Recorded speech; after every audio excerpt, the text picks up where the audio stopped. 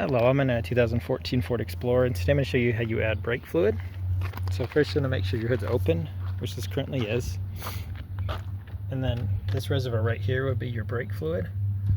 So first make sure you have the proper fluid to add for your particular make and model, which you can check in your owner's manual or a good source online. But here, this cap, you'll just push down just slightly and twist, and it should just unscrew and pop right off. And then right in there, whether you just pour directly from your jug or with like a little funnel, you could take this molding off if you need to, but you should be able to reach it without having to do all that. You're going to want to double check the sides here. There's the minimum line and then the maximum line.